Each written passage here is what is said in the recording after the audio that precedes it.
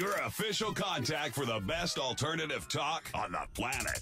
KGRAradio.com.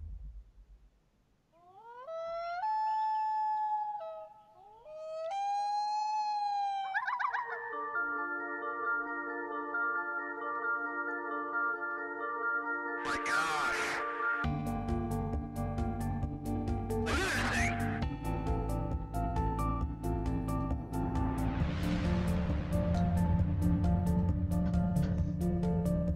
However you are and whenever you are, welcome back to Paranormal Now. I'm your host, Alan B. Smith, and tonight, join us as we traverse the cosmic highway of paranormal portals and tantalizing turnoffs.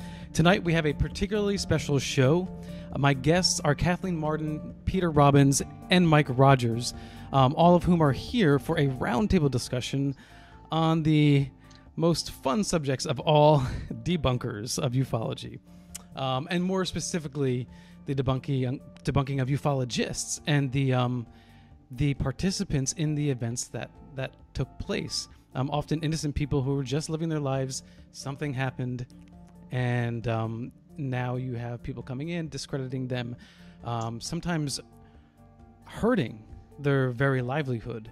And it's a serious matter for those who are serious investigators, like our guests tonight, when they are trying to do just good, honest work. And they are undermined constantly by the efforts of some of these, well, I think nefarious character might be a fair fair way to describe some of these people, to be kind. So my guests tonight, Kathleen Marden, Peter Robbins, and Mike Rogers, will share their point of view on all this. And unfortunately, tonight we were supposed to have Stanton Friedman join us as a part of this round table.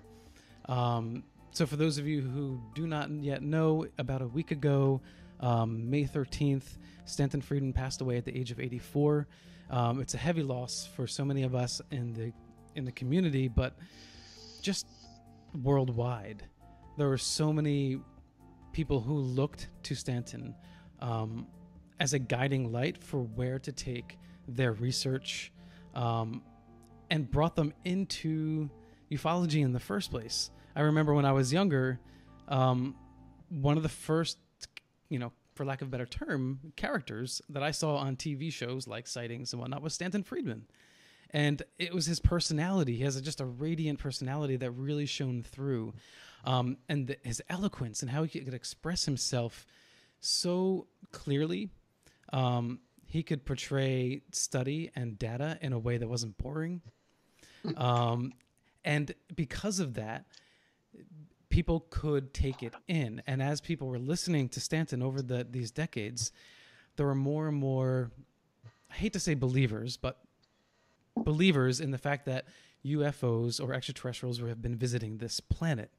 So we'll get to spend a little bit more time tonight on Stanton Friedman, because we all have agreed that it's important to remember him and all the important contributions he's made. Then later in the program, we'll get to the debunking aspect of it all. And if there was one person that knew debunking more than anyone else, it was Stanton. So he will be missed tonight. Briefly in the news, from the BBC, an explosion targeting a tourist bus has injured at least 16 people near the Grand Egyptian Museum next to the pyramids in Giza. South African tourists are among the injured. Most of those hurt suffered minor injuries, while 3 there treated in the hospital, officials say. A device went off close to the museum fence as the bus was passing. Now, this is disheartening, because for those of us who were getting our hopes up that maybe traveling to Egypt was going to get a little bit easier, those hopes have been dashed. Even just a few weeks ago, about a month ago, Discovery Channel did Expedition Unknown live, uncovering of an ancient Egyptian tomb. And this had garnered a ton of media attention and was really going to be a good boon for the Egyptian tourist community. But now that I think that's going to be slighted quite a bit. And I have someone very close to me who works in the travel industry. And this was basically sent out as an advisory to them, which means those in the travel industry will be deterring their clients from going to Egypt. So it's a really sad time in that regard. I don't know when I'm going to get there. One day, my wife and I will. But I think this is going to slow us down a little bit. So if you are traveling to Egypt, please just be careful and pay attention to all advisories. Okay, as the show goes, please share your thoughts and experiences with us during or after the show on Facebook, facebook.com/paranormalnow, Instagram @paranormalnow, on Twitter @paranormal_now. Okay, so tonight is a pre-recorded show, but as you listen to this on the regular Tuesday 8 p.m. broadcast, I'll be in the chat room with you tomorrow night. Now we'll go around the table and let the guests briefly introduce themselves. So I'll start with Kathleen Marden. Hi, Kathleen. Welcome to Paranormal Now. Can you just give a few sentences of who you are and what you do? Well, I think that people knew me initially because I am the niece of Betty and Barney Hill. Mm-hmm. But way back about 30 years ago, I decided to leave my professional career and to begin an investigation of their events and to write a book on my investigation. So that was my start. I had a very active life in UFO investigations with my Aunt Betty, whom I was very close to. Mm-hmm. But then I sort of set out on my own and was able to convince Stanton Friedman to write a couple of chapters in that book, captured the Betty and Barney Hill UFO experience. Mm-hmm. And we found that we worked so well together. We enjoyed each other's company. I would think we were like-minded. And so we wrote 2 additional books together.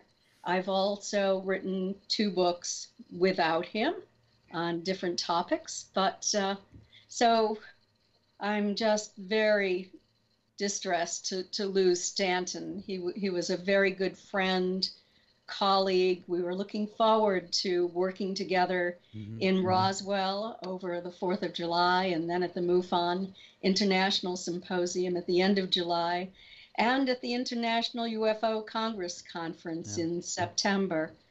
But I'll be there alone without him. Yeah. It's funny how he officially retired. And yet he continued to be so busy. You know, it's like he just was passionate about this. He believed wholeheartedly in the facts that he unearthed and pursued this doggedly. So, Peter, tell us about yourself. I'm an investigative writer who tends to specialize in the subject of UFOs, but that was not my intention. I trained to be a painter, film historian. I think that's what I would have done, be a painter or sculptor.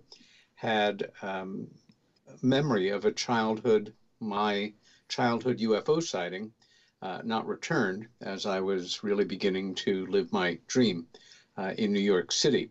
That resulted in my having a long conversation with my sister Helen, who I had the sighting with when we were kids growing up on New York's Long Island. And at the end of her confirming my memory of that sighting, she volunteered information which she had never forgotten, but was essentially very clear fragments of memories of an archetypical UFO abduction, something I had no familiarity with when she discussed it with me in the mid-'70s. And at the same time, my sister and I were close friends as well as siblings. I knew that she had no reason to lie. And I became obsessed with the subject quite simply. Ironically, about 6 months or so before Mike Rogers' life changed completely in 1975, being part of the incident best known for Travis Walton, the person who was taken and returned. And my career track has continued on this set of rails since then, pretty much. Yeah. All right. Thanks, Peter. And Mike Rogers, you got kind of a mini intro there, but why don't you tell us about yourself? Well, yeah, he already introduced me in the situation with Travis Walton. That was in 1975. In 1997, I witnessed something else quite remarkable, the Phoenix Lights. And at the time, I didn't say anything about it because we were already trying to defend our 1975 encounter. And I knew the debunkers would tear it a new one if they heard that. So it was about 1.5 years ago that I finally decided to go ahead and bring it forward. Yeah. And one of the reasons I have is because the debunkers have not done what they're supposed to do, or you would think that they're supposed to do. And so the wind alignment that I've talked about, that I'll talk about later, is something that the main debunkers just, I think it is, I know they knew about it. Anybody can know about it. Yeah. And I know why the believers as such, especially what I call the UFO gurus, why they didn't, because it's just contrary to what they believe. So they see it, so they ignore it. But yeah, well, the thing of it is the debunkers shouldn't do that, but yet they did, completely, totally. They would never even mention the wind in any of their debunking. And the only person that ever actually debunked the first event was Tony Ortega, and he's a whole different case that we'll talk about later. Yeah, we'll definitely talk about that. I think too, and like you said, we'll discuss your hypothesis as to what actually occurred Yes. in 1997 over Phoenix. You will upset, and have already upset quite a few people, like you said, on both sides of the issue. Yes, it is. It's funny how we get attached to things. You know, the Phoenix Lights, like Roswell, is this sort of iconic event that you hold up true. This is it. This is fact. We have proof. Aliens have come. And now you come along, Mike, someone who's added experience with extraterrestrials, and you're saying, no, that's not exactly the case. It's very, very interesting. So we'll get to that in just a moment. But right now I do want to play a short video just in memory of Stanton Friedman, to honor him and his work. And after that video, we will talk about Stanton, his great works, and his life. So stand by for that.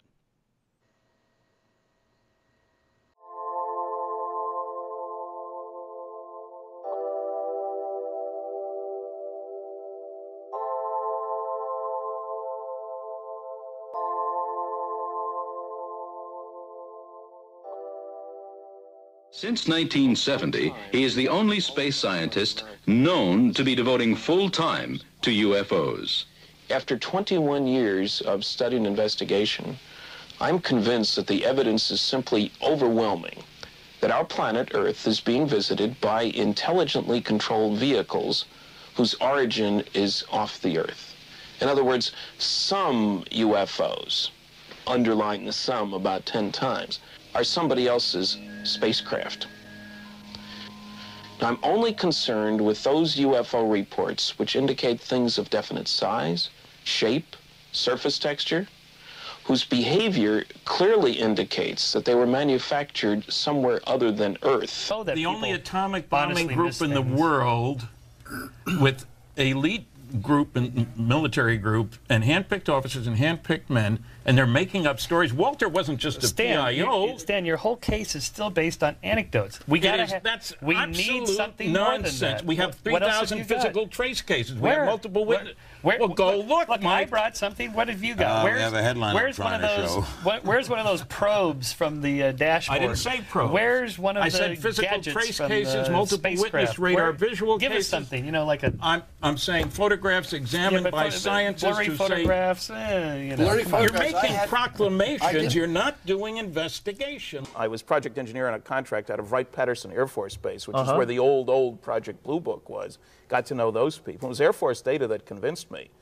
And I joined some of the UFO groups. Didn't give my first lecture until 9 years after I began studying. A little slow on the public uptake. Found there was enormous public interest, that because I was out in the public, people would tell me things they wouldn't tell anybody else. Found that I was fulfilling a role that I enjoyed, being on the stage, strange for a physicist perhaps, and that my professional colleagues, it was their response, engineering societies and so forth. Positive or negative? Oh, positive. I'm not a masochist. In over 500 lectures, and I come on real strong. The title of the lecture tonight's Flying Saucers Are Real, and I mean it. I don't think there's any question that there really was a Majestic 12 group What's interesting about the operating manual is it makes it sound routine, the recovery of wreckage. Remember, the government has the radar. They can spot something coming in. And it gives standard procedures for lying to the public and for how you box up this stuff, wrap it and ship it, and where different kinds of things go to, including bodies. And it stresses that national security here is what's the all-powerful element in determining what we do. If we got to lie to the public, if we have to give cover stories, an important part of this is... This 23-page statement about the Roswell incident released by the Air Force in late 1994. In it, the Air Force attempted to link veteran researcher Stanton Friedman to ludicrous stories in the tabloid. They said in 1978, an article appeared in a tabloid newspaper, the National Enquirer. The fact of the matter is, there wasn't an article in the Enquirer. So it's not only wrong information, it has a purpose to create a false picture of what was going on. After all, it's just tabloid nonsense. Over the last 43 years, I've given more than 700 presentations of an illustrated lecture called Flying Saucers Are Real. It lasts about 90 minutes. I cover 5 large-scale scientific studies that 98% of the people have never heard of. I deal with all aspects of the flying saucer phenomenon. My mantra is that technological progress comes from doing things differently in an unpredictable way.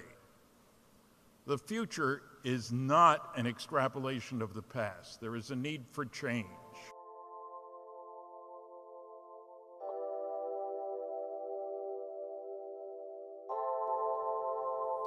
All right, so there's a little passage through time with Stanton Friedman. So Kathleen, since you've worked probably most closely with Stanton over these years, I'll let you take the lead here. And then Mike and Peter, please feel free to jump in, and this is just a completely open forum. Okay.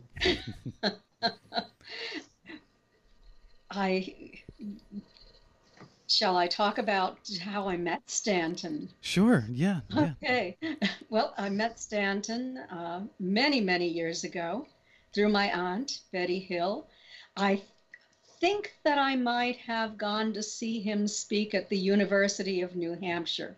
And we used to discuss that, trying to figure out just exactly when we did meet. And we were never able to resolve that issue completely. We couldn't remember back that far, I guess. I was one of his biggest fans, I have to tell you. And I was a little bit intimidated about the idea of going up and having a conversation with a nuclear physicist. My background is in sociology and education, you see. I did take physics in high school, but not in college. And every time I would walk past his vendor table, it would be surrounded by men who were all involved in serious discussion with Stanton. And I would sort of stand to the side and wait, and then I would just give up. And finally, it was 2005, jump ahead at several years, and I had written the manuscript for Captured. And I wanted Stan to join me in that book.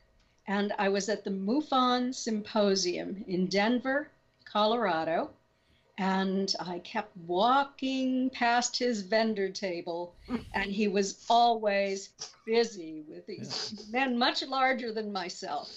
And so he couldn't even see me. And so I would give up each time. And then eventually, it was the end of the day. And I was saying to myself, maybe I should just give up on this idea. And so I said, well, I'll give it one last try. And so I went past the vendor table again, and he was alone, packing up his books. And so I walked up and I told him that I was the executor of my aunt and uncle's estate, that I had all of the files and that I was establishing an archival collection for the University of New Hampshire. And I told him that I had written a manuscript on the investigation that I had done. And also I wanted to include a biography of Betty and Barney's life, particularly of Betty, because Barney died at age 46 in 1971. So that was something that Stan was very interested in talking to me about. He said, give me a chance, let me clean up these books, and let's go have dinner in the restaurant. So we went and we talked and talked, and he didn't really know what to say. But what he said is, can I come to your house and look at the collection and read your manuscript? And so this was either July or August when I spoke to him. And I still hadn't heard from him around the 1st of November. So I did write to him and remind him of our discussion. And I said, would you like to come down? And within a week's time, he was there. He came to my house. I was living in Stratham, New Hampshire at the time. He stayed with my husband and myself for a few days. We went through the entire collection. I let him photocopy anything he wanted from the collection. He was very grateful for that. He read my manuscript, and when he had finished reading it, he said, I would like to join you in this because you're being scientific and you're being unbiased. Yep. And so that was really exciting for me that he was willing to accept this. And so I wanted him to write more in the book. But every time I wrote with an assignment I wanted to give to him, I wanted him to write about Wilbert Smith, the very famous UFO researcher from Canada. And Stanton said to me, well, you're doing a fine job. Continue, right on. And so I said, okay, darn it. And I did. And trying to pass off a few pages on Sam. He was very busy. Yeah. You know, he did a lot of traveling and speaking. And so by the time it came around for him to submit his 2 chapters on the star map and debunking the debunkers on the star map, then this is about all he was able to write. But he did read my manuscript and he vetted it for accuracy. He found one mistake, I believe, and he was able to tell me, you know, that was, I believe that was a mistake. And I think it had something to do with Dr. Benjamin Simon. I can't remember exactly what. But I can imagine making a mistake with Benjamin Simon with all the back and forth that took place there. That would be an easy mistake, I'm sure. But he picked up on it. Pretty amazing that he was able to pick up on that one little mistake. And so we had a book. And then we started to speak together oftentimes at conferences, doing the same lecture. And we had a great time. He had a wonderful sense of humor. We had many, many discussions, private discussions about things that we disagreed on sometimes. And so we would argue back and forth about that. And he was always convincing in his argument, but once in a while I had some documents that I submitted to him and said, well, you know, I think this because I have these documents. And he would kind of ignore me on that thing. Well, what was it about him when he spoke that was so enthralling? Well, he had a lot of evidence. He gave a very persuasive, logical argument. And I'm a person who follows logic. And I want I have my facts in hand. He had his facts in hand as well. And when it came down to it, when we disagreed, I wasn't certain that he was right. I don't think he was certain that I was right. We just agreed to disagree on a few points. And I put a couple of the things that we disagreed on in our latest book, Fact, Fiction, and Flying Saucers. So that was really a huge achievement, I thought. We went to physical archives to write that book for the research we did. The American Philosophical Society was one archive that I went to over and over again, once with Stanton, many times with Jennifer Stein, and poured over Philip Klass's files, Edward Condon's files, Robert Lowe, Dr. Donald Menzel. The correspondence files were just so interesting and gave us so much information about what was actually going on among these good buddies who all had the same agenda. And that agenda was to disseminate misinformation to the public. And yet they corresponded with Stan. Why bother? Well, you know, Stanton was an excellent okay, I'm losing it. Debater. He was on his high school debating team.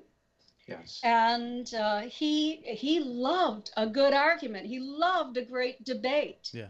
And I think that that's why he engaged these people. And he always said, too, he's had to set the bad guys right. That, you know, to show the public that they were the ones who were disseminating the disinformation. They were the ones who were wrong. They were the ones who didn't do their homework.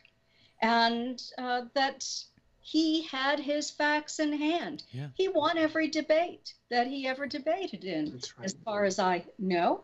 And I mean, he was fantastic at that. So that was really his forte for many, many years. Mike, did you get a chance to spend some time with Stan and get to know him? Well, yeah. I was on the circuit, you know, after Fire in the Sky came out. In '93, we went immediately on the circuit all over the world, actually. And then Travis and I settled on a kind of just a speaking circuit. And just about everywhere we went, Stanton was there. And so I sat on some of his talks and stuff like that, and would run into him every time we went somewhere. Once in a while, we had dinner together. But you know, in the year 2000, I begged off the circuit. Travis kept going, but I didn't. And so I haven't really, in fact, I haven't seen Stanton since then, except on TV and other things. I started trying to converse with him here recently, just 3 weeks ago. Yeah. But he didn't respond, and now I know why. Yeah. What about yourself, Peter? What's the biggest impression Stanton had made upon you? Years before I was able to take pride in calling him my friend, I heard him speak for the first time more than 40 years ago. In fact, it was I was maybe 2 years or so into my obsession with the UFO subject. One of my early mentors, Coleman von Kavetsky, a name that's all but lost to most ufologists and students of the subject, but that should be corrected. Coleman was a staff officer of the Royal Hungarian Army during the war, in charge of all photo reconnaissance and photo analysis. Emigrated to the United States literally a few weeks before the major Washington, D.C. 1952 event, and became deeply involved in the subject from then on. But Coleman had a cordial acquaintanceship with the then Secretary General of the UN, Uthant, who had asked him to write a paper for presentation in a very historic session of the Special Political Committee of the General Assembly in November of 1978, simply to establish the possibility that the subject of UFOs become something that had its own committee, that the United Nations members could from then on debate. A very simple request brought by the premier prime minister of the small Caribbean nation of Grenada, Eric Gary. The resolution passed, but then it was allowed to die in committee. My payment for working as an editor on that paper was I got to attend the meetings, which was terribly exciting, especially as a New Yorker. On that day, I heard Stan speak in the UN on the very same day that I also, for the first time, heard J. Allen Hynek, Jacques Vallée, all speaking together on the floor of the General Assembly. Gordon Cooper, the very outspoken astronaut on the reality of UFOs, was supposed to speak, but it was a terrible snowstorm the day before. His flight was canceled, but his statement was read into the record. I did not meet Stan on that occasion. Over the next years, I heard him speak at different conferences. At a certain point, unlike Kathleen being a guy, I made my way to the table and was able to get through to him. Hi, Mr. Friedman, I really enjoyed your talk. Would you sign this for me? Well, times have changed, haven't they, Kathy? And by 1987, he knew me well enough to know my name, which was a very big deal for me. And I think a big part of that was that for years already by that point, I had been working as the dedicated assistant to a good friend and close colleague of his, Bud Hopkins. And in 1987, there was a UFO conference in Washington, D.C. It was MUFON's International Symposium held at American University, and it was a big one. It was the 40th anniversary of Roswell, 40th anniversary of Kenneth Arnold and the modern era of UFOs. I was on a panel discussion about abductions and a lot of very good speakers. But Stan gave a talk that weekend that I have to say changed my life and really focused me on what I wanted to do, and to a great degree have done ever since as an investigative writer. It's a legendary talk. It was called The Secret Life of Donald K. Menzel, and involved a man who, for all intents and purposes for the public, was the head of the astronomy department at Harvard, but in fact lived very much a double life as an asset of the American intelligence community and the godfather of UFO debunking. He was kind of the creator on a certain level of Philip Klass. He really helped Klass become the person that he was. And he sort of created a blueprint for how future debunkers could... He took Klass under his wing, so to say, or as my sister used to say, Philip Klass, the man who has none. But I'm on this panel discussion, and there's Whitley Strieber and Kathy Davis of Bud Hopkins' book Intruders, real name Debbie Jordan Cabell, still a dear friend, a number of other abductees. I'm there as Bud Hopkins' assistant, not as an abductee, and also as somebody who grew up with an abductee as a sister. And in the front row center was Mr. Philip Klass, taking great enjoyment, big smile on his face, knowing that he was the target of our little dagger arrows from our eyes. And at a certain point, he irritated Whitley Strieber so much that Whitley stood up and pointed at him, "Philip Klass, I accuse you of blah, blah, blah, blah." And he looked like the happiest guy in the world. I mean, he literally fed off of this kind of negative energy. After the talk, though, and we'll pick up on this again later, he came up to me, very obsequious, very polite. "Mr. Robbins, I'm very impressed by your talk and what you have to say about your sister. And I wonder, making me kind of rethink my thought. I'm silly enough to think I'm really actually impressing him." He asked me if he could interview me. I said, "Sure, why not?" Set the guy straight. Well, a few months later, I got what they call, well, a brown envelope from him with what they used to call the blues in the old publishing days. Double-spaced blueprint, part of a chapter.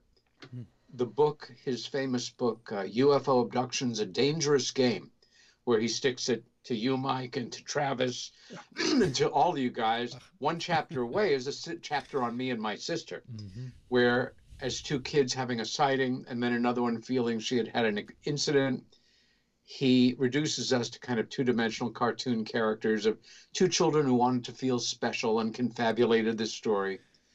Well, I can't say what I wanted to do with him on the air, but cut to the chase. A few months later, I'm in Canada doing a television show called Lifetime, quite a popular show back in the 80s. And I'm fuming. I had written to his attorney that I was going to take action and blah, blah, blah. I had the help of a friend in the acting company I was helping to manage, off-Broadway theater manager myself. And it was a beautiful letter. And he had written back saying, gee, I'm very impressed with your letter. If we had gotten it a week ago before we went to press, maybe you could have done something about it. But I'm sitting in the green room fuming. And at a certain point, I realize there's somebody standing in front of me. And I look up, and there is Stanton T. Friedman, the other guest on the show. I was taken aback. I mean, I knew he was there, but we hadn't connected. You know the phrase, having a furrowed brow. Well, Stanton could have the most furrowed brow of anybody's brow. And he looked very concerned. He obviously observed that I was lost in a thought, and it wasn't a good one. What's wrong, Peter? Oh, no, what's wrong? I tell him my story of woe and how I'm going to be castigated along with my sister in this book. And he listens with great concern, with that expression, Kathleen, you remember that one. And as I finish, he goes, sticks out his hand. He says, congratulations, you're nobody in this work until Philip Klass has attacked you. I shook hands with him, and that was the beginning of our friendship. That's a good beginning. That's a good icebreaker. Yeah. And yeah, what an appropriate transition, because later, to very recent times, and I think, Peter, if I'm correct, I think on Paranormal Now was the first time you spoke about your splitting with Larry Warren. And so that all these years of dealing with debunkers has probably prepared you for that, because you got quite a bit of backlash. Oh yes, absolutely. And it helped. Yeah, and I don't want to get into that too much right now. We have covered that on the show, but if you want to talk about it later, that's fine. But I want to stick with Stanton, and people don't realize that Stanton, I think, don't realize that he was like a much, a wider character, person. And, he had depth, and he had feelings, and he had compassion and love and kindness in his heart. And he had all these things that I had he seemed like a nice guy, right, in the interviews. But when I talked to him on the phone, particularly off the air before or after the couple shows that we did, I was like having a conversation with a friend from New Jersey, and I had no idea he cared so much about other people. Yeah, Stan, really, when we lost him a week and a half ago, and it really broke my heart. I haven't been so depressed since my dad passed away last year. It just devastated me, and I was terribly moved. I know Kathleen and other people, Mike, were also, not just to see the outpouring of affection and grief and respect, but the hundreds of people who followed up on every post with their memories, their thoughts, even just a mark of respect. It's a generation at the top level that we can only aspire to fill those slots. And I'm talking not just about Stan, but John Mack and Bud Hopkins. All of these men were great intellects, and not just great men, but as you articulate, Alan, great guys. Big hearts, caring a lot about people, having a myriad of other interests.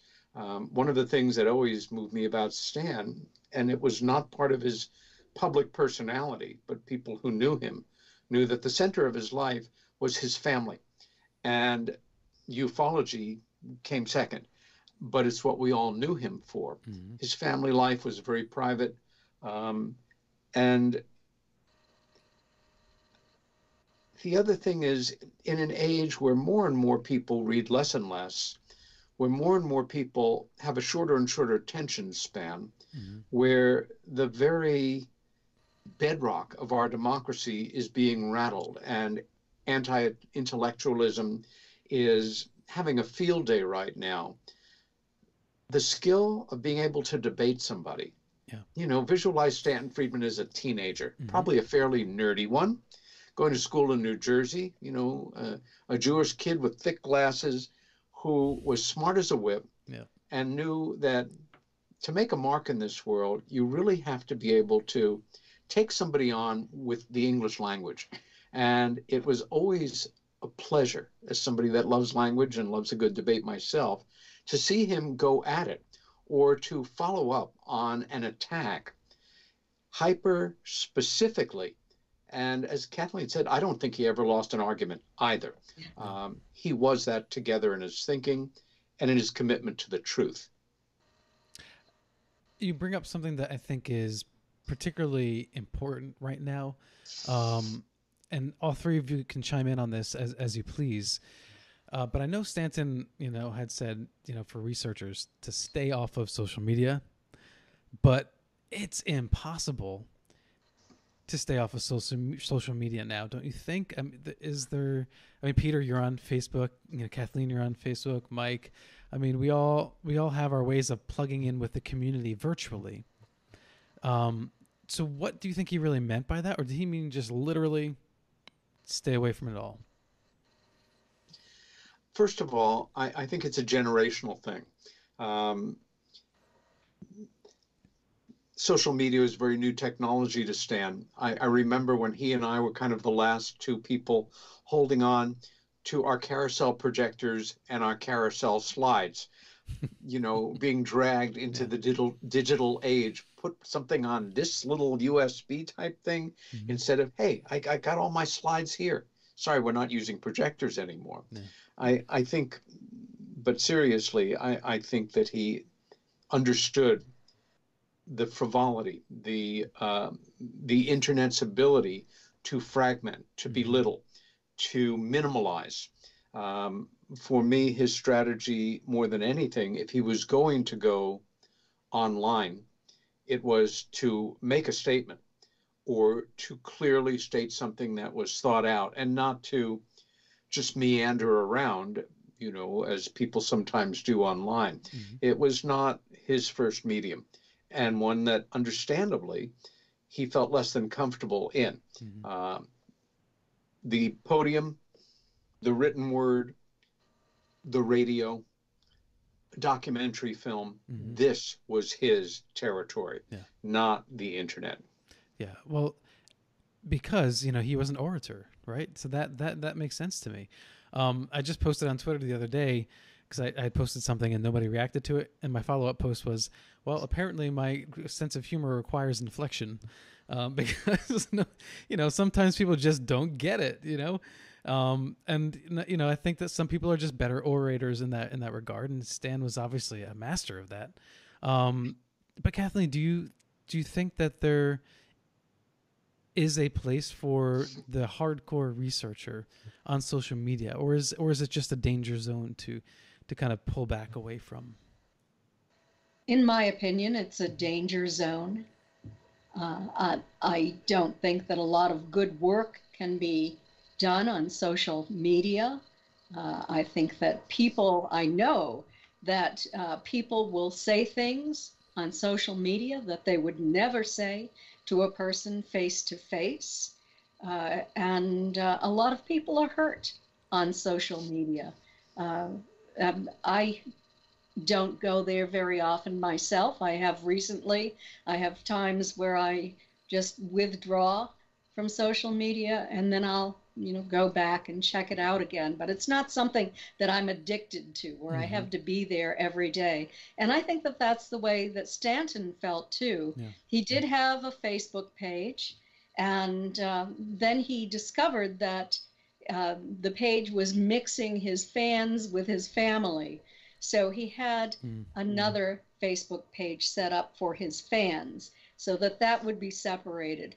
And that was very important to him because he was very close, very loving toward his family. And he wanted that family to be able to have their privacy. And it was particularly important to his wife. So he honored that and had his fan page, but he hardly ever went to Facebook. Well, I guess, very rarely. I guess the next question is, does someone even have to engage in social media at all? If someone is doing their work, their due diligence, they write a book, they publish it, do they have to go on social media? You know, if Stanton Friedman came onto the scene in 2010 instead of 1970, would he still have had the chance to get his voice out without being drowned out by other social media? Well, certainly whenever we wrote a book, we would advertise it on social media. Okay. And, so, and when when I have speaking engagements coming up, I always advertise on social media. It gets the word out to more people than I could just get out on my website or on radio shows. Social media is about the only thing I've got these days. I haven't written a book about the Phoenix Lights yet anyway. And social media, I've been on several talk shows and stuff, but that's all I have. So how else am I going to do anything? Yeah, well, see, there you go. That makes sense. It's a useful tool. But I do think that I have seen other people in the field post some things on social media that I just don't have the courage to put out there. I'll share some pictures and get like a little personal. But then others, seem to really do very well just being raw. My fear about being too raw, too open, is that it could take away your unbiasedness. People can see how you are biased towards certain aspects of whether, politics even, or some aspect of ufology, or maybe you favor one ufologist over another. And I see a little bit of like kind of immature infighting taking place. And my guess is that that's the kind of thing Stanton really thought was just utterly distasteful and disliked. Yeah. But Peter, I think you made a really good point earlier too, that the whole debate thing seems to be has disappeared. There was a time where at conferences people could get together and have healthy debates, and it wasn't a grandstanding. So do you think that we're missing a little bit of that now? In more than a little. Okay. The internet is a tool, like a power tool. It can be used poorly with disastrous results, or it can be used well with positive results, especially for what I will laughingly call at this point in my life younger people who are born into a time where this is something that is fresh technology, that it's part of the tools that you're growing up with. And if you are articulate and focused, make your points, engage in the exchange that you want to in an open and clear and honest way, sure, it's positive. For myself, I use it in part to stay in touch with friends, but like Bud, who set a great example for me, and who was often attacked by debunkers, only in the rarest cases should you give them the satisfaction of responding, because most of it is just nonsense. For me, it kind of, it's an innately American syndrome. Call it the Oswald syndrome. You want to become famous? Shoot somebody who's famous. All of a sudden, you're well known. It takes a lot to push me to give somebody the time of day if I think they're being a jerk toward me. But certain accusations, certain statements, certain things that people say sometimes need to be addressed. Right. And if you are going to address it, you have to be extremely specific, never generalize, make your point, and move on. Mm-hmm. But does that take away from having a conversation with somebody instead of having a conversation in public? Yeah, there is a place for that. And I have seen in my time online some really great exchanges by intelligent people who are willing to talk something out with words in a thread, like on Facebook. Okay. Unfortunately, more and more people talk at each other. They're not even really listening. They're waiting for their chance to talk back. I think, unfortunately, a lot of this sad syndrome in human communications is being fed by these little handheld devices that everybody has, and for some people that they cannot live without. That there are people who are otherwise intelligent and thoughtful and have a lot of book smarts, but they're losing the ability to sit and have a conversation one-to-one with another person. Yeah. They're texting. They're not even using their phones for conversations anymore. Everything's reduced to kind of literary shorthand. Right. For a lot of us, I mean, you can look behind me and see a tiny little portion of my library.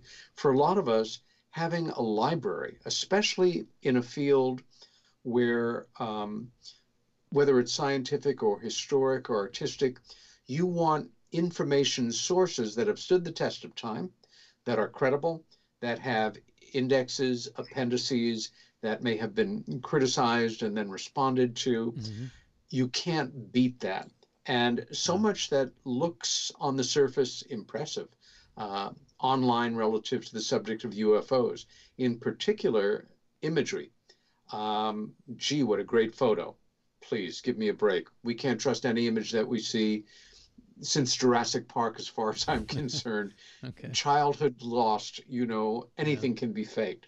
And even when you see an image on Facebook that purports to be a serious photo of a UFO or an alien, which for me, give me a break on that.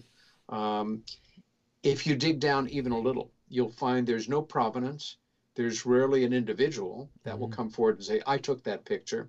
Here are the specs on it or the specifics. Somebody coming forward who is credible, like a Bruce Maccabee or a Mark D'Antonio, head photo analyst for MUFON these days, to validate an image. Or one other thought, and then let me stop monopolizing it. In ufology, we're faced with a unique problem. As scholars, as lay people, as serious students, almost anything is possible, but we can state something. And if we state it with a straight enough face, people will be interested. Other people will agree that that makes sense to them or that fills their longing. And then you get kind of a following. And if it turned out that it was total nonsense and could be established as such, if we were doctors or lawyers instead of ufologists, the AMA or the Bar Association could revoke our licenses. Well, there's nobody to revoke your license as a ufologist. And because almost everything is impossible to prove or disprove empirically in a court of law with the kind of evidence that would accompany a major case, people end up believing what they want to. And often it becomes functionally identical to religion. It's belief based on faith, based on longing, supporting by other people who have the same feeling as you do. So therefore it must be real as opposed to somebody else's fairy tale.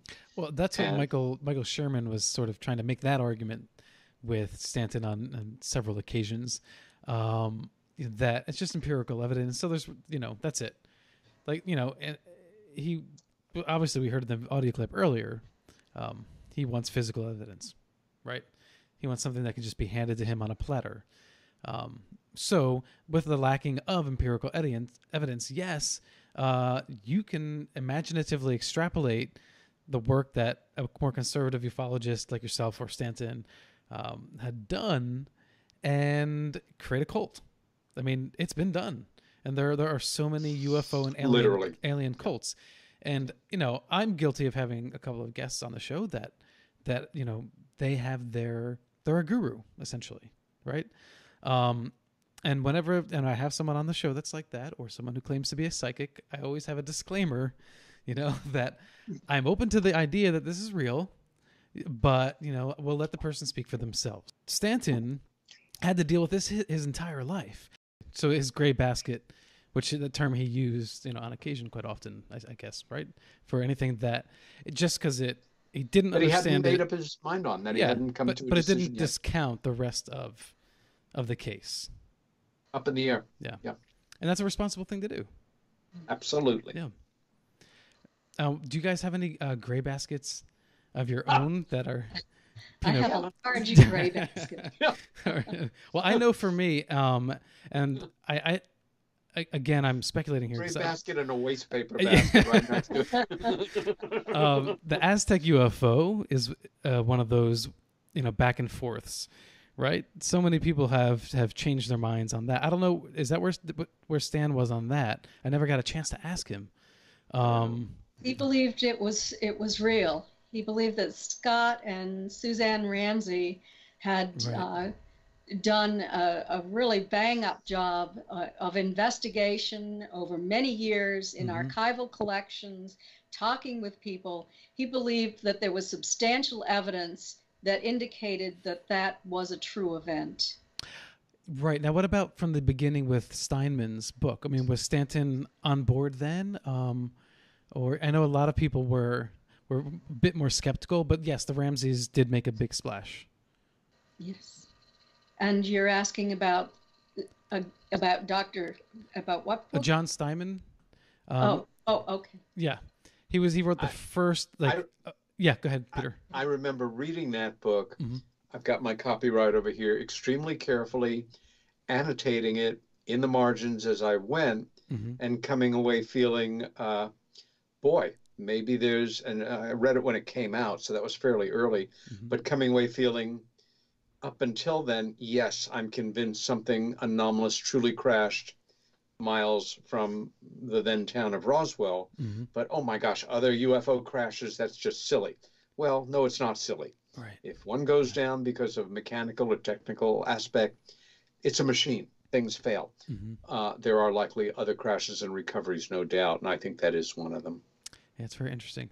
For each of you, Kathleen, let's start with you. If there's one thing that you think is the most important thing you'd like to share about Stanton, or want people to know about him, what would it be? What would you want him to be remembered for? I would want him to be remembered for the excellent research that he did. He was a meticulous researcher. He was able to accept something only if there was substantial evidence to accept it. Otherwise, as you said, it was in his gray basket until he was able to find that substantial evidence. And I think that it's very important that we remember him as being a top-notch, meticulous researcher. And the other thing, and there's another thing, Stanton had a way of connecting with the public. It didn't matter what walk of life you came from, how much education you had, Stanton connected with the public, and the public loved him.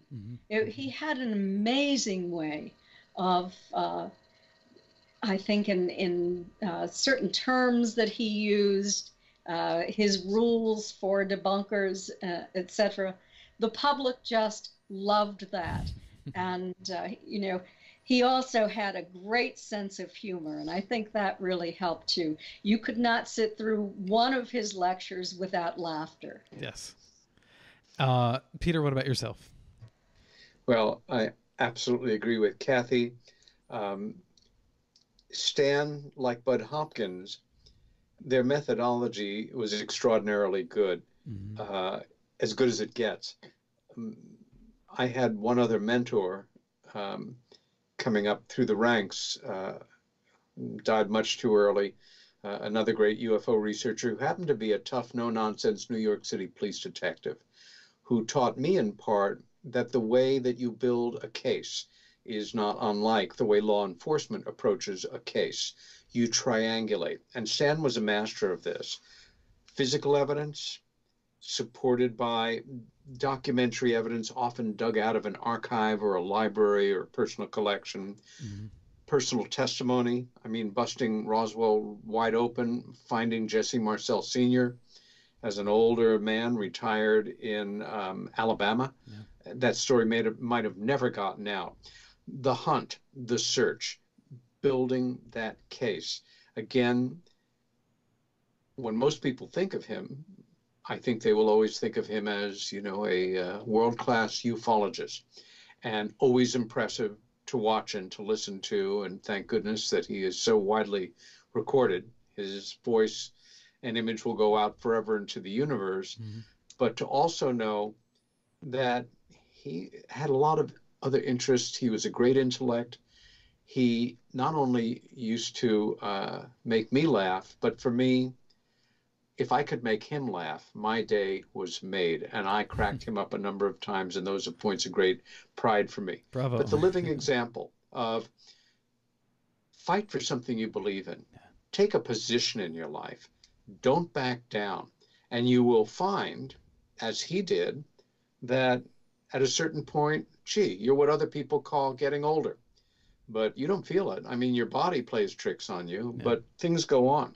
4 years ago, he had, we were very concerned that he had had a heart attack and he had a stent put in. And people, you know, sent him emails and things. A lot of old school folks like myself sent a card as well as calling. Even if you're a friend, a get well card is nice.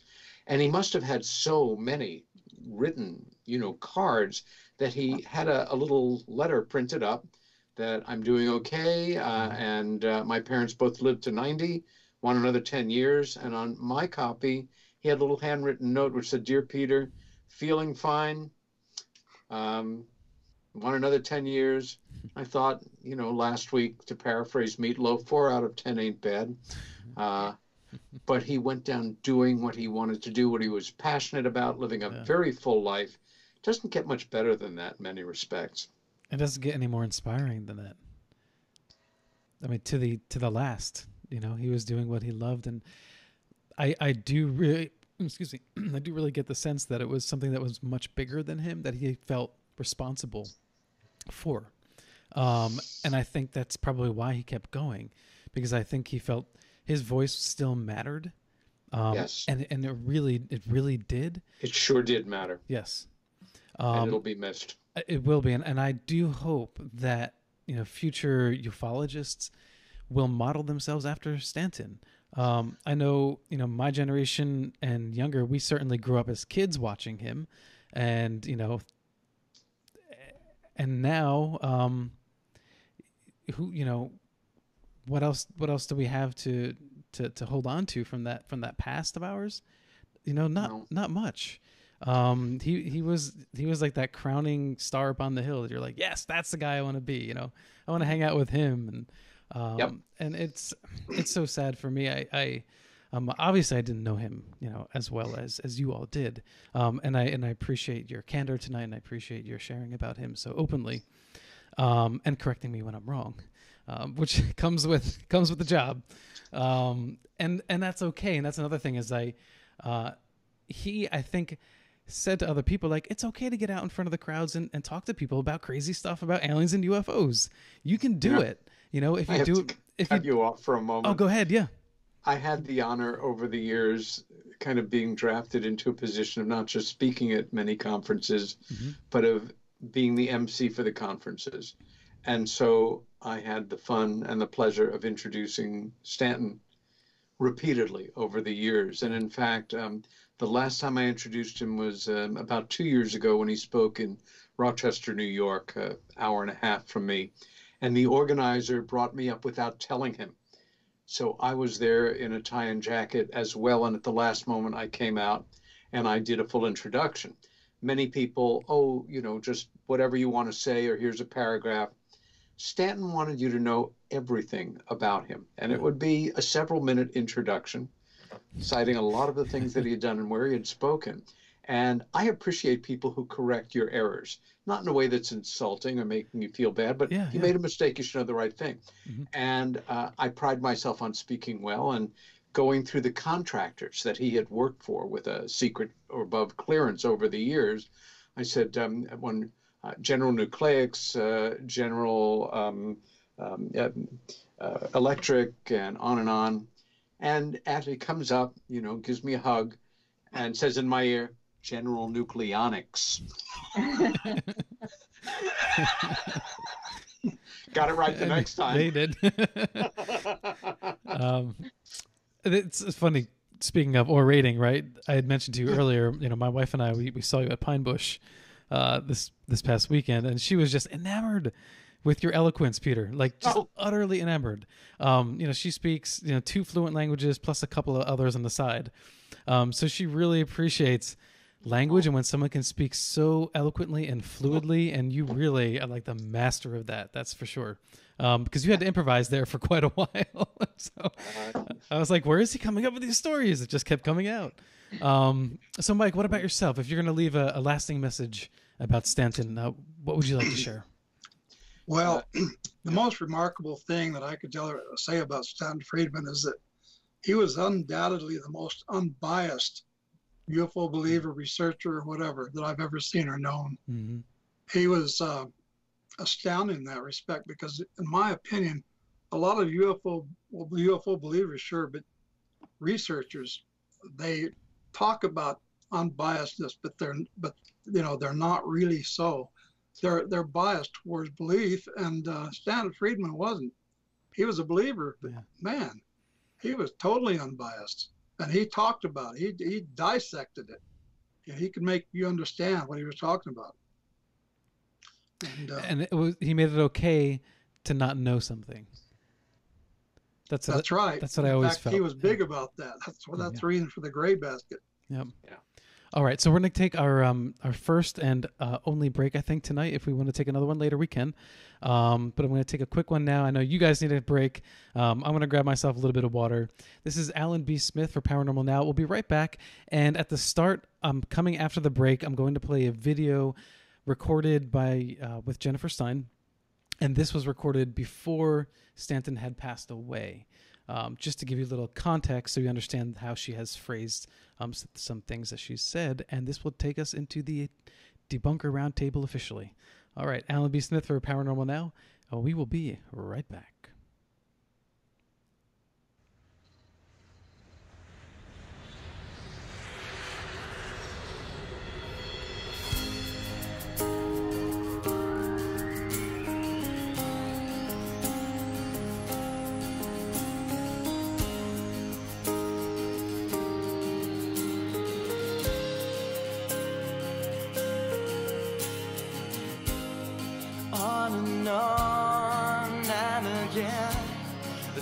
Keep on coming, they point to the end, but I hold on so tight. Back and forth in my mind, beating conclusions I don't wanna find, 'cause I know it's not right. When I come home to at the end of the day, just to avoid change one more night, just for one more night.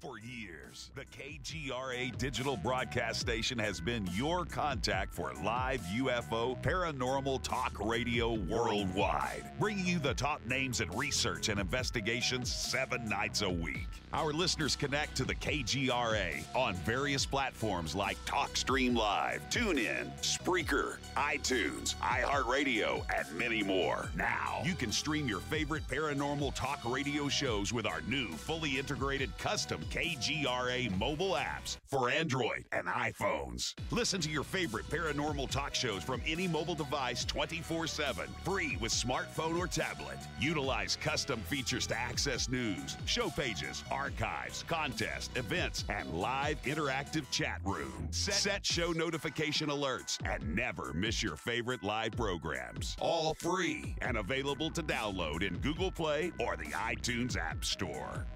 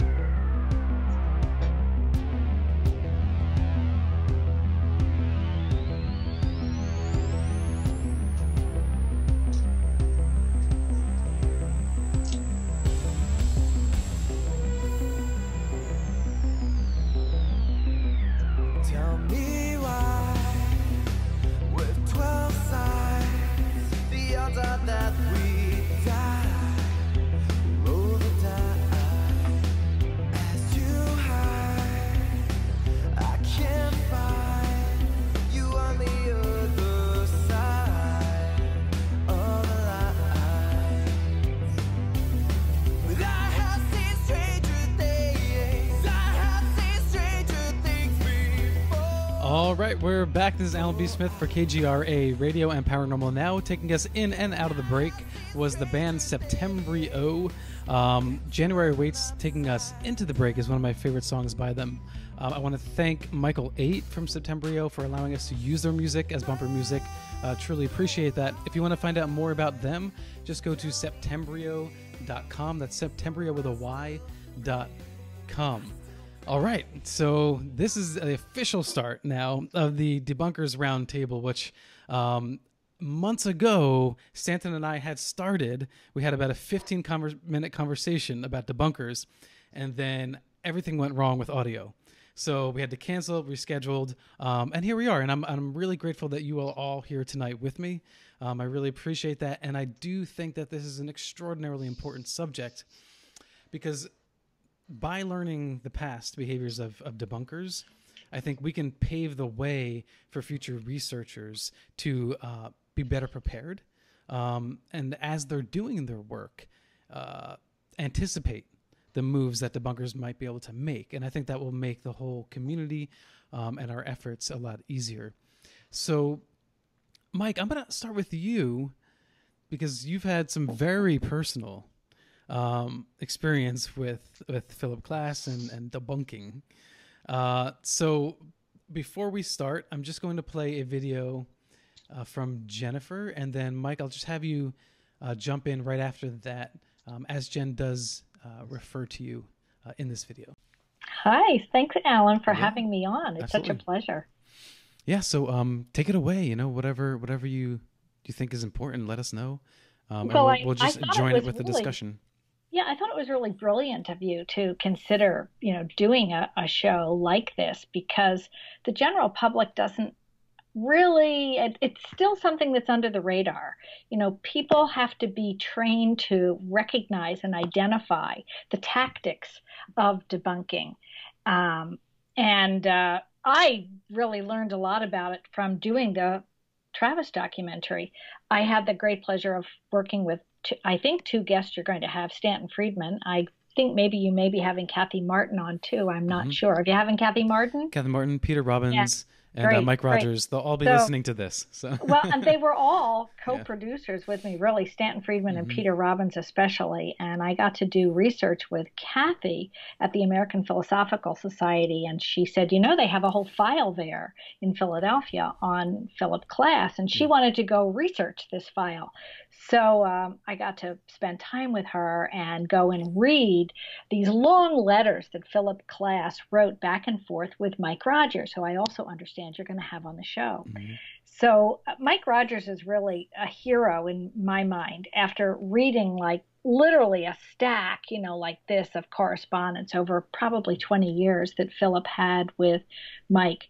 Mike continued to try to answer his questions and write him, and Philip would always take things out of context, change things, never paid attention to the facts, would do bait and switch, would record the telephone calls, and then edit them, deleting certain things that Mike said, and then play them back and use them as evidence of actual conversations and rewrite conversations that didn't really happen in the order that they had, trying to make Mike look like a liar or like Mike was confused. And Mike had the patience of a saint. Anyone just sitting there reading these letters, you get so frustrated, you want to throw them across the room and go, man, he just doesn't get it. Like, when Philip Klass got an idea in his mind, he stuck to the point of trying to prove that idea, whether it made sense or not. And usually his ideas did not make sense. In my documentary, spending at least 10 minutes talking about Philip Klass. Yeah. And many people who know about the Travis Walton story really don't know about the Philip Klass details. And if they're really interested in why Travis's story still remains or is still considered alleged by some people, it's because of the actions and activity that Philip undertook for a good 20 to 25 years. You know, he hounded these boys and attacked their character again and again and again. Like, I think he thought the Travis Walton story would go away. And then when Paramount Pictures decided to do the movie, right, that's when suddenly they're on Larry King Live. And then, you know, Philip has to jump up there and get involved and attack them and the story all over again because it's going to be in people's question. I'm sort of on the periphery. I'm not really a main UFO person where I'm writing books about the topic. Sure. I just decided that I was going to try to do a really good job in covering Travis's story because I thought it was an excellent example of the whole debunking story. How these stories really don't go away. And this story was, you know, 7 loggers in the forest. You know, one ends up going missing for 5 days. I mean, gosh, does that stuff really happen? Yes, it does, and it can. And I thought it really needed to be covered and covered well. Thank you so much for doing this. Alan, it was such a pleasure. I wish you a lot of luck with the rest of the show. And please say hi to my dear friends. I'm really grateful, and I'm indebted to Peter and Kathy and, of course, Stanton for all of his assistance and help in the Travis Project. Yeah, so they're great send people. them my best. Blessings to you. Yeah, Thank you too. so much. Okay, thanks, Jennifer. Wow. You don't want to tangle with her either.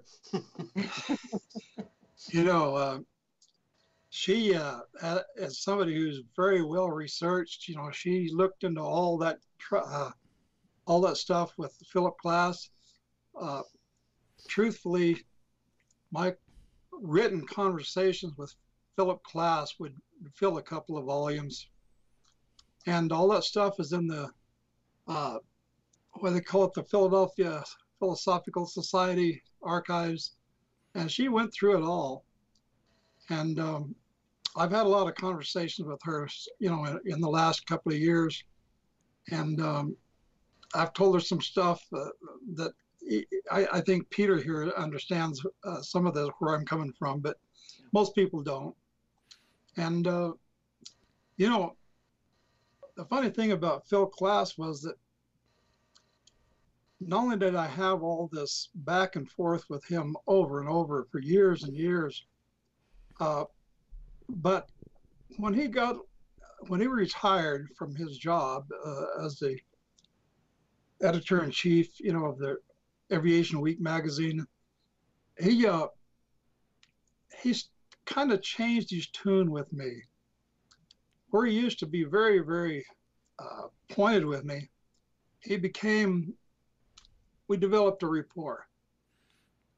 And I had a couple of conversations with him a year or two before he died where he almost gave it up. By that I mean, what's that? No, go ahead, Mike, sorry. Yeah. He started, well, first of all, I used to send him Christmas cards every year. And they were always religious themes. Oh, even better. He's a devout atheist, and was. After you got to him. And I would make sure it was the most religious possible theme I could find. And And he started thinking of that as me joking.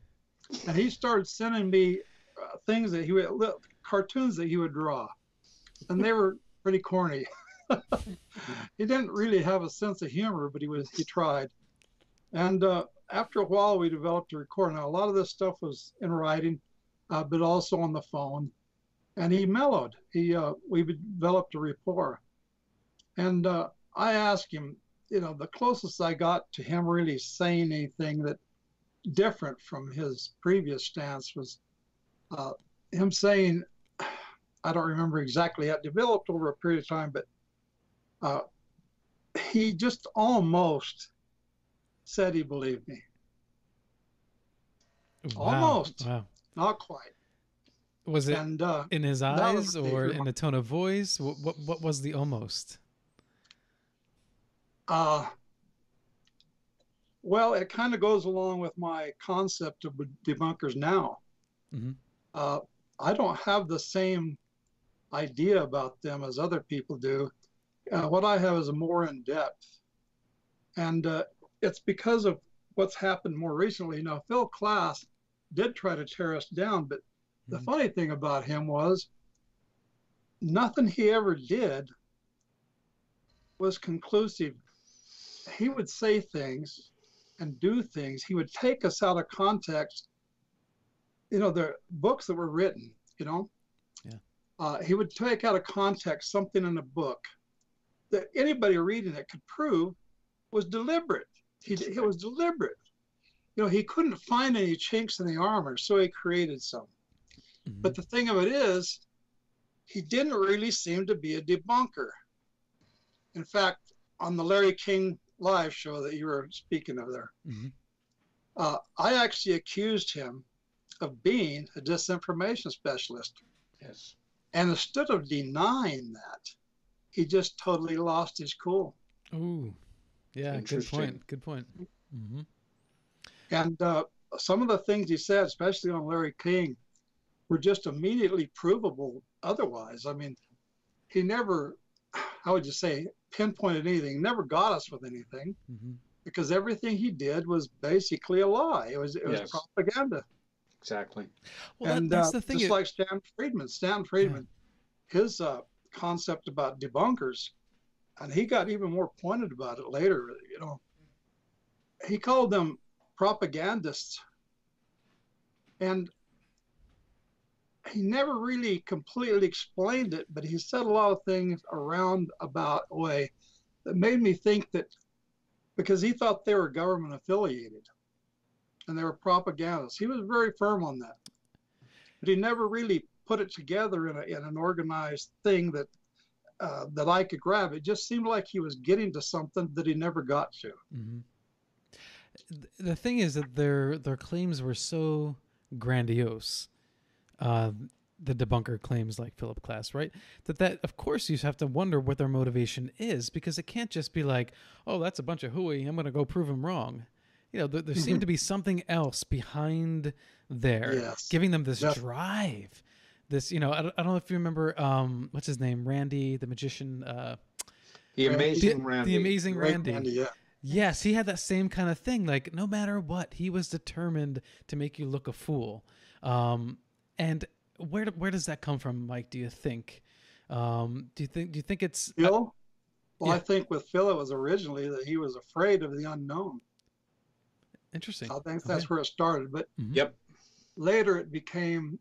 I think that at some point he started believing in UFOs. Yeah, I really believe that, and that's what I became more aware of in the last couple of years before he died.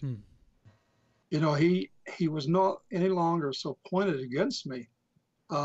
He was laughing with me. We were joking, and he wouldn't ever say he believed, but he said it in his mannerisms. Yeah. And no matter what, he never really ever did anything you'd call clinching. It was always something that was easily provable to be false. Mm-hmm. And I always wondered about that.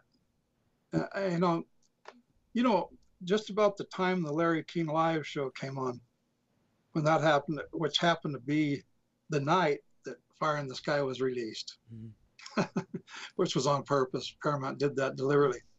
But it's hard to put my finger on it. It's hard to say anything because so much of it seems to be a different way. It seems to be like, they're out to disprove UFOs. Yeah. It seems that way on the surface. Well, but there's something underlying. Well, and I've recently, because of the Phoenix Lights, come to know much more. Yes, and we will get to that in a minute. Kathleen, have you noticed any sort of behavioral patterns with debunkers where you think maybe it's just an emotional reaction, it's psychological, or do you really think that there is an agenda here driven by some shadowy force? Well, let me speak of Philip Klass. Sure. He read his first book on UFOs in 1966. It was John Fuller's book, The Incident at Exeter. And he immediately realized in his mind that this was complete nonsense and it was going to be his job to debunk this. This is what he wrote in his book. And then, of course, he read The Interrupted Journey, the book that John Fuller wrote about my aunt and uncle Betty and Barney Hill's experience too. So that gave Philip another credible case that he could so-called debunk, but he never debunked a case. I think that he had more than just an agenda. I looked very hard for evidence that he was being paid for the work that he did, disseminating disinformation about UFOs. I do know that he read his first book in 1966, but in 1967, he was very good friends with Edward Condon on the scientific study of UFOs, right, and also with Robert Lowe, who was the project manager. They had a very close and cordial relationship. I also found out that Edward Condon was fishing buddies with Dr. Donald Menzel, and wrote letters about how they would catch and eat fish together. They were all close, and Philip Klass was part of this group. I found a letter written by Donald Menzel to Philip Klass saying, I'm glad that you're on board. I need some help with this. I'm getting tired of all of this debunking, and I'm happy that you're going to be joining me to take on part of this. Right. And there was a pattern, and it was always based upon speculative arguments. There was nothing concrete that they could say. There was no evidence that they could submit, but they all injected false information and speculative arguments to attempt to convince the public that UFOs were nonsense. They attacked the most credible cases in history. They attempted to destroy the reputations of the individuals, particularly Philip Klass. He was the one who was the nasty guy.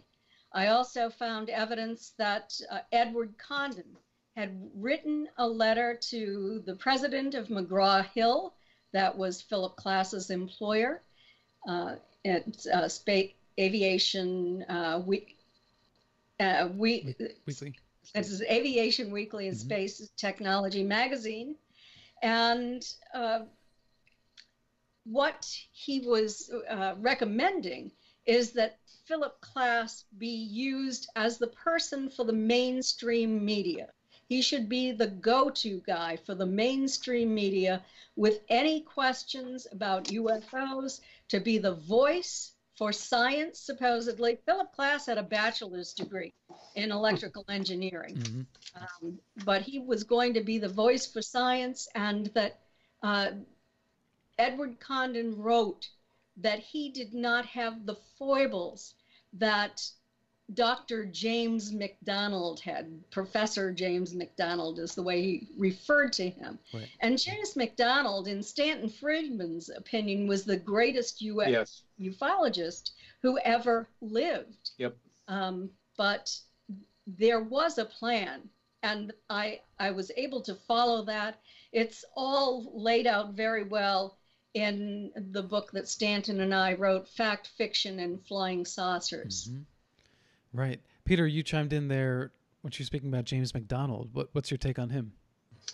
Well, I agree with Stan. He was well ahead of his time. He's a brilliant atmospheric physicist attached to the University of Arizona.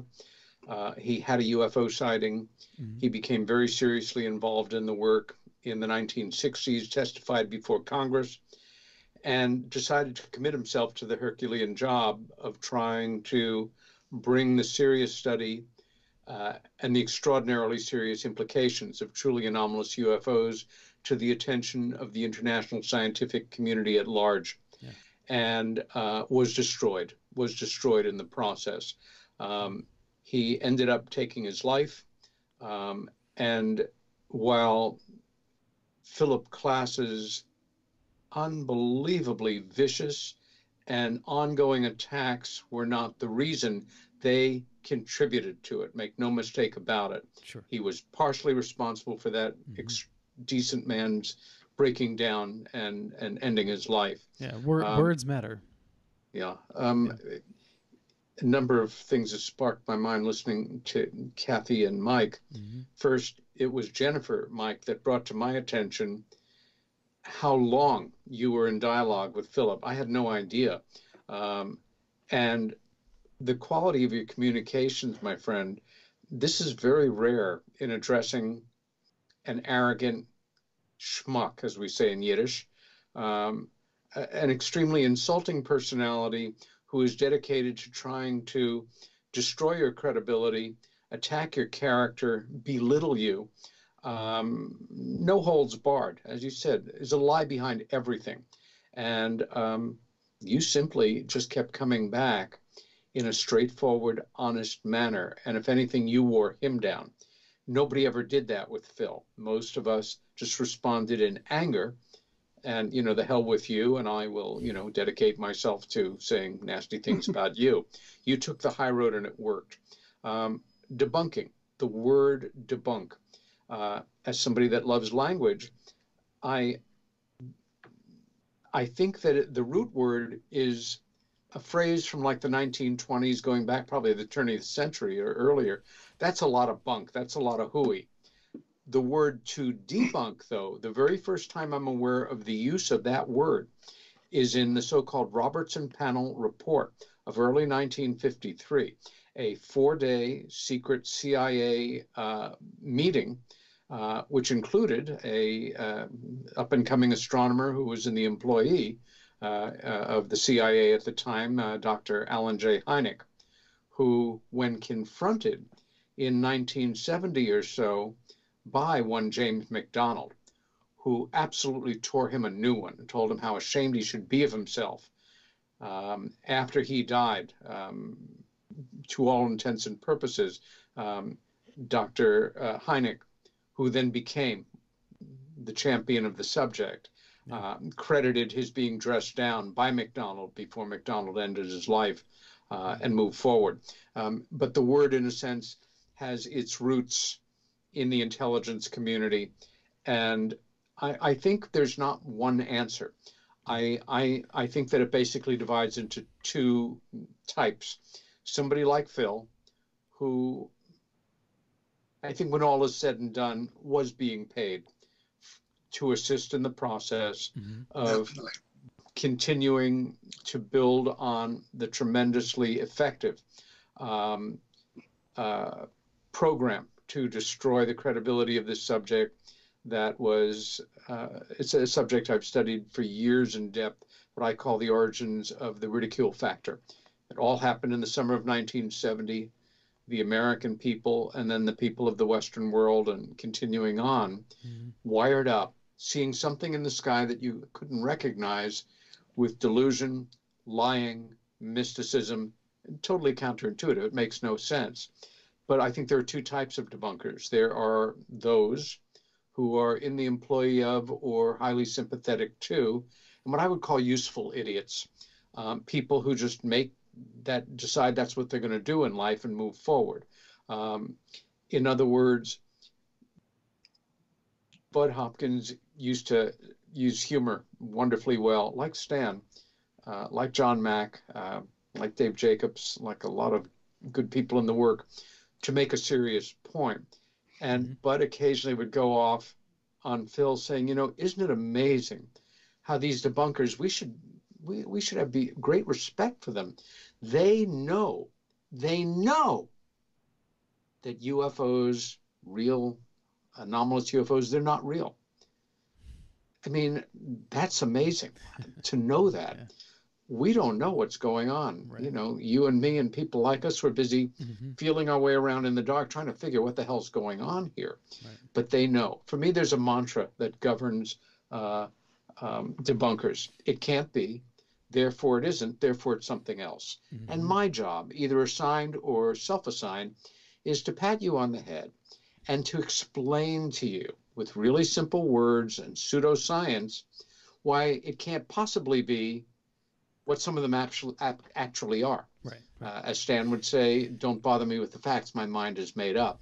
And the question is not, are UFOs advanced machines from parts unknown coming and going with impunity? Well, I suppose the question, the question is, has one ever been? And of course, the answer to that is yes.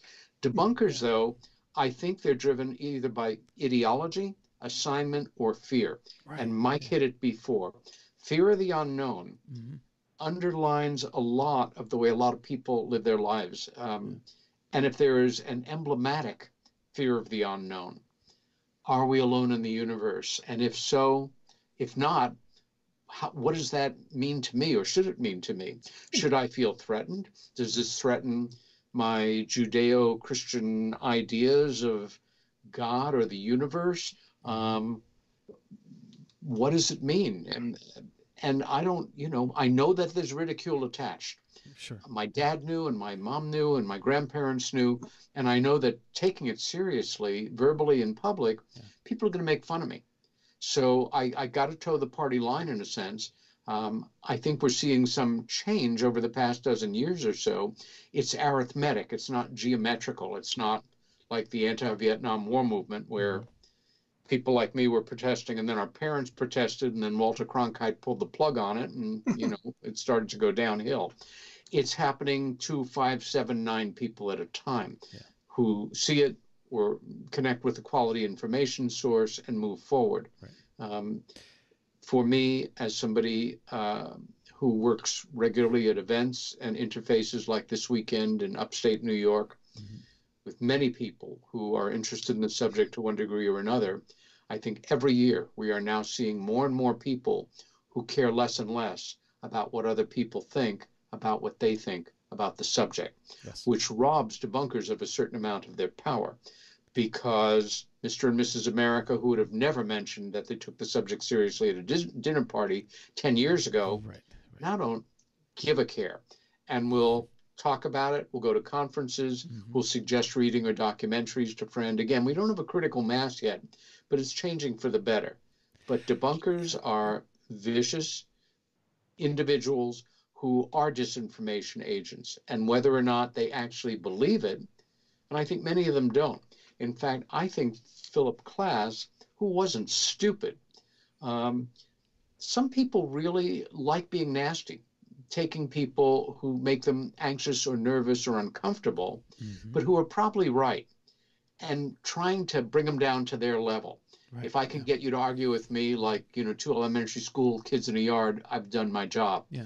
If you keep coming back with intelligence, it's undercutting my little snaky behavior of, editing and presenting something that it's a lie because I've changed it by context. It infuriates me that these people are there where some of us are trying to just wrap our heads around this. I consider myself somebody who is entry level, even after more than 40 years. I think what I do best is get people through that first door into the foyer, and end up by saying, well, he doesn't seem too crazy, and he had real sources, and maybe there is something to this, and then colleagues can take it further. Right. Well, Klass is a pathology, a walking pathology, as far as I'm concerned, and so is his whole ilk. Yeah, well, you're right on about Philip Klass. I don't know exactly where to place him. I don't know what to think about him even to this day. It's a mystery. And he could be very charming, as you know, and I know. Oh yeah, he was very charming to me finally. Finally. But he sure tore me down. I mean, he tried just as hard as he could, and the only reason he didn't is because, well, he couldn't. I mean, there wasn't anything to tear. I had a basically spotless reputation. I've never been. I've never even been accused of a crime. I have a spotless driving record, and Ken Peterson, was also a spotless character. Yeah. And he had a lot of trouble with the two of us. He had a lot of trouble with us. Yeah. And after years and years and years of trying, he just kind of gave up. Yeah. Well, I think think gave up. Yeah, that's an interesting point that you make, Mike, because and tying that into Peter and Kathy, everything that we've heard so far, James McDonald, had he not come into the world of ufology until post Condon report, let's say, when the ridicule factor thing really kicked in hardcore, perhaps he would have been in a better psychological state to adapt to that tactic, because I feel like anyone who came after that was a little bit better, and that's why I think learning about the tactics and the history of debunkers is important, because you can learn how to field them.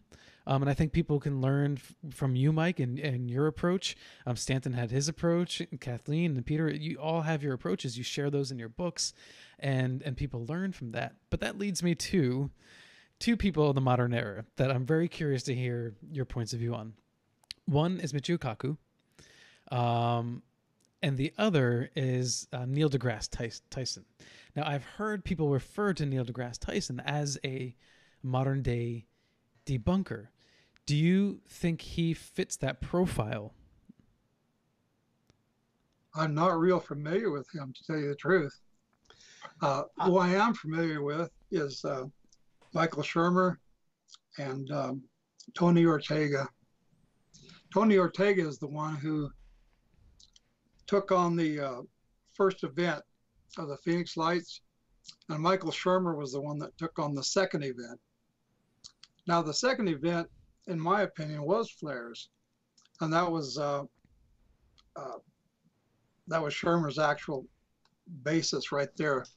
He didn't really need to prove that. To me, that was just pretty much obvious right off there, But the first event has been completely unexplained until recently, and I knew about it right afterwards, but I couldn't say anything.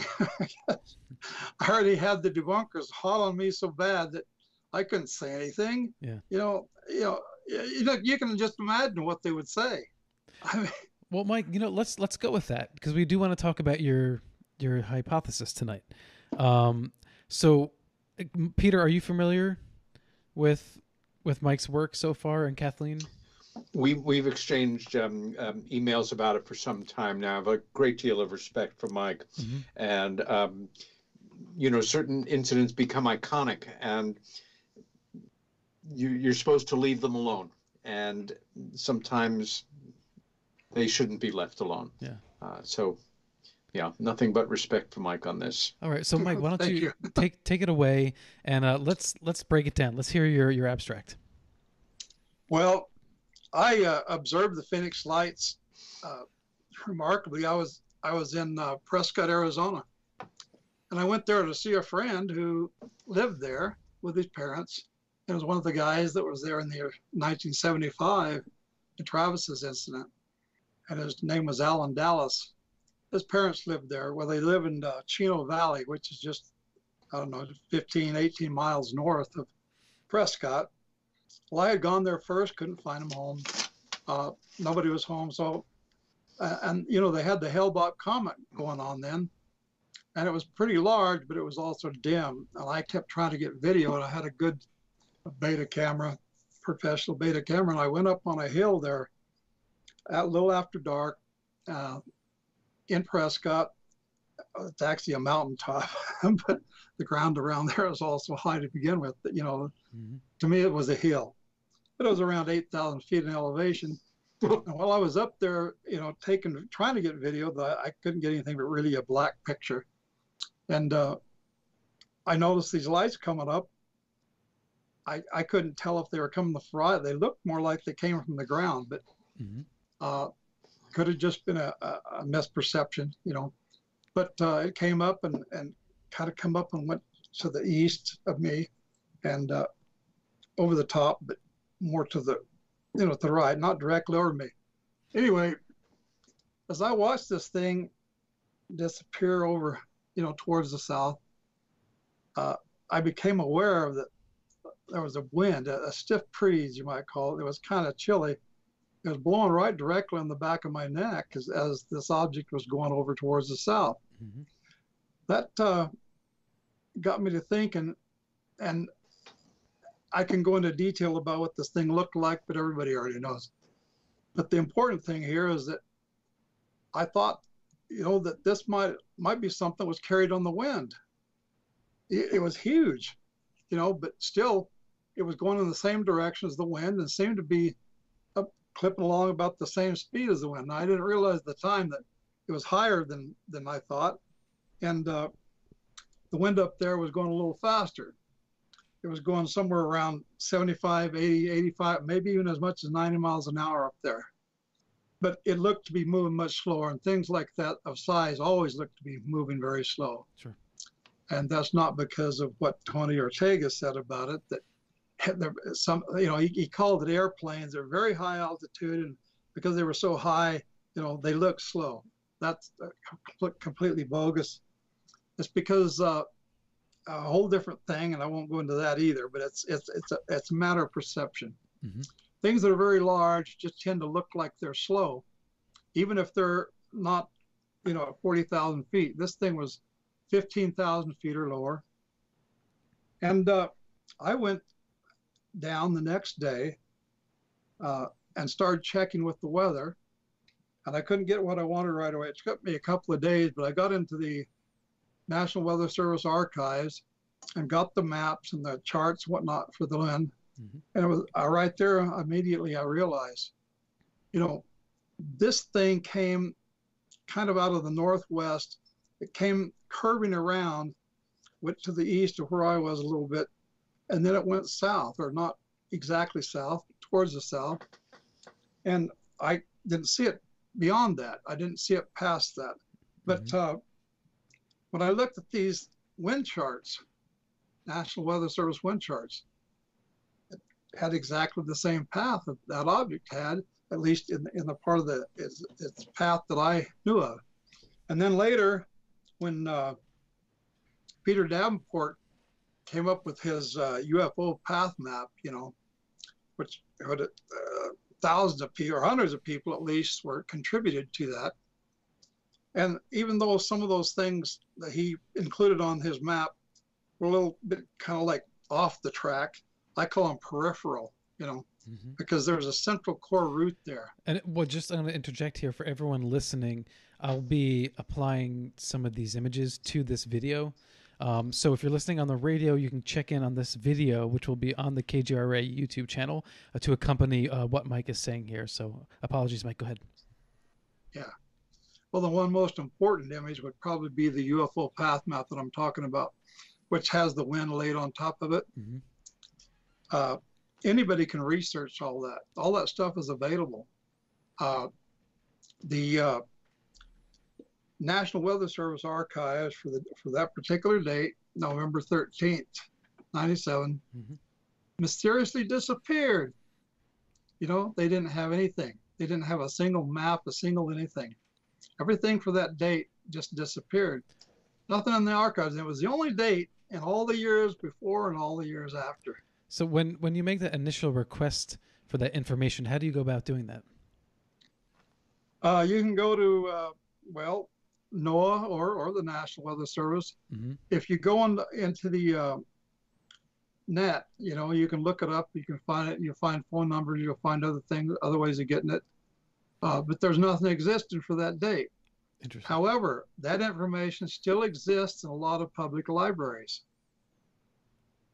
I don't know how many are like that. So I found it was since then. So you're saying that it was removed from the NOAA records after it had already been sort of copied into other library records.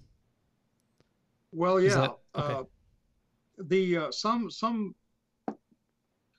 Klein Library in Flagstaff had everything. That a whole history of what they call daily weather maps. Mm-hmm. They're like the next day. They give you everything that happened a few hours before. Yeah. The next day up to almost up to that point, and those aren't released for another day or two, but they're released to places like that, libraries and other places. I don't know how many. I just know the Klein Library had it all. Okay. And even that disappeared after a while. I went back there later and none of that was there. Wow. But I had that stuff. I got it within a couple of days after the event. And the alignment was straight on. There was a whole lot of things. Like Peter here was talking about not being evidence, no empirical evidence, but that particular thing, that the alignment of the UFO path and the wind mm-hmm. is a documented fact. Well, so Mike, in the interest of time, what could possibly have been caught up in that wind current that was so massive? Well, see, I can't answer that, but balloons are something that travels exactly the path of the wind. Mm-hmm. Mechanical devices don't. I mean, the wind isn't affected that way. Sure. So it kind of leads you to the idea that whatever it was carried like helium or something. So a big flat balloon or something like that, a third of a mile or whatever wide, mm-hmm. and lighted by some means, I don't know, generator, flare, I don't know. But put it this way, the only thing that's absolutely certain is that it was an alignment of the path with the wind. Mm-hmm. And I mean exactly, just because the line is actually curving. It's a kind of a reverse S curve. Right. Comes down across Arizona like that, and then and it's fairly intricate, and it's just about as intricate as a person's key that goes to the key of their car or the house. It's just about that because you're not just talking about direction, you're also talking about elevation and speed. Mm-hmm. And the speed varies and the elevation varies. Right. So you're opening up the door to other explanations based on everyday physics. But if it were let's say a UFO, I guess you're also saying it would be odd that it would take this very specific path. Yeah, it's in not alignment impossible. with the wind. Not impossible, but not probable. Right. Yes. I made a joke about that. I said, it's funny. The aliens come blasting across space just to lazily float down the Verde of Arizona's upper wind currents.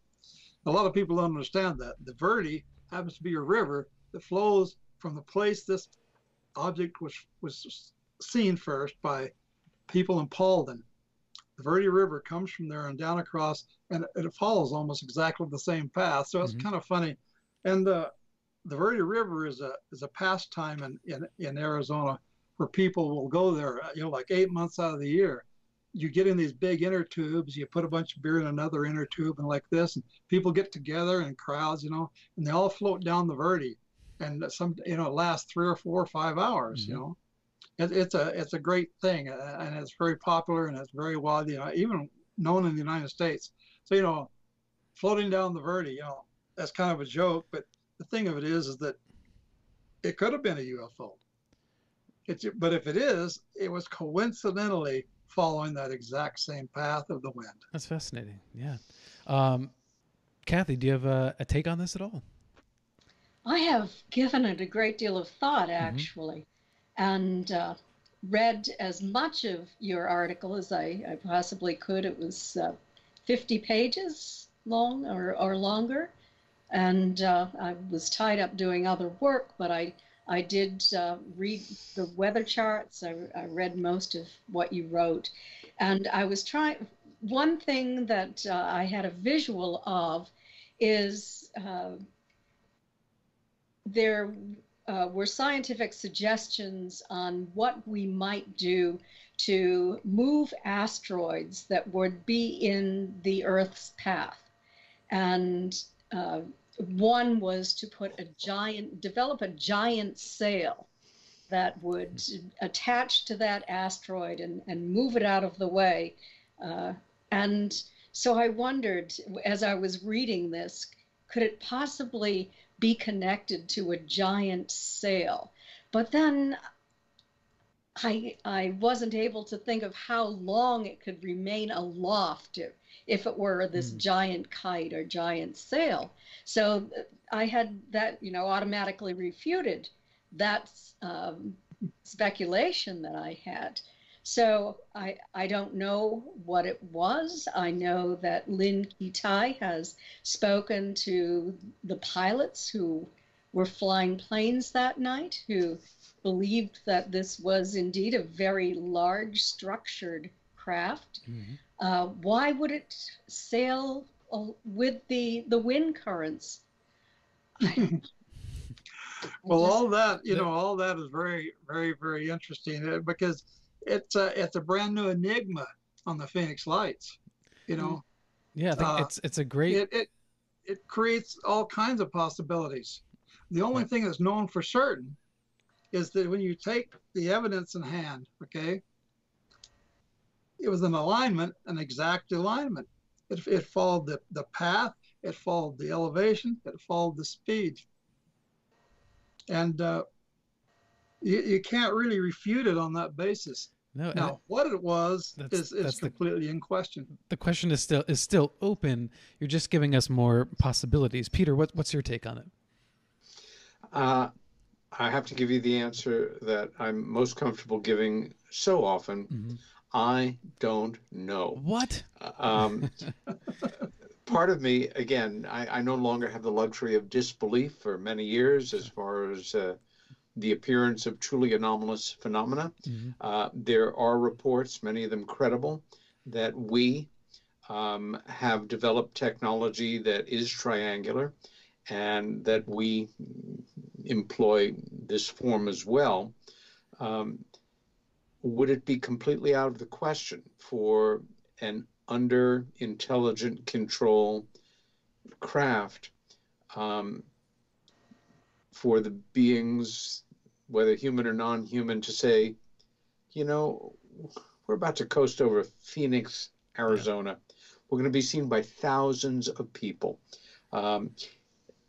We're conscious of that fact. Do we care?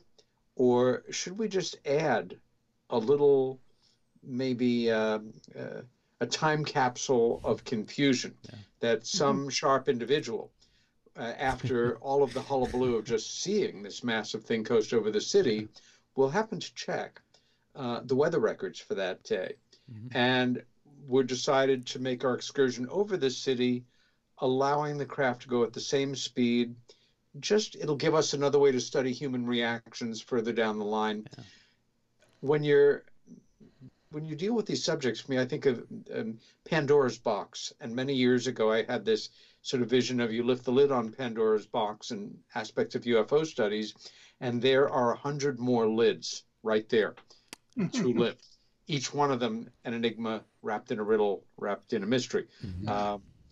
The other thing, my pragmatic self says, if it were, say, a lighter than air thing or an inflatable, one of the main threads that runs through all the credible descriptions of so many people is that it was massive. It was massive. And the logistics of creating a flat, triangular, massive balloon.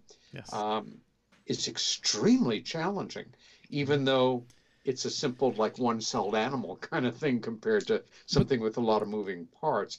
I think Mike has done something that irritates the hell out of a lot of people in this wonderful field, which is by sheer dint of scholarship and study and drawing conclusions that are all backed up by real science and are documented, even if they vaporize them off the database of NOAA. Oh, damn, they're still in libraries around the country. Right. That we thought we had this figured out. It's just a machine of undetermined origin. It's a classic UFO. It comes from Alpha Centauri or the Dog Star or, you know, places we don't even know about or think, oh, wait a minute. You just really screwed with my game here. Could you imagine so if... none of us thank you very much for this. Yeah, you know, that's been the reaction of a lot of people. For me, our responsibility as investigators, whether we have strictly scientific classical trainings or we are self-trained, as the three of us are. Yes.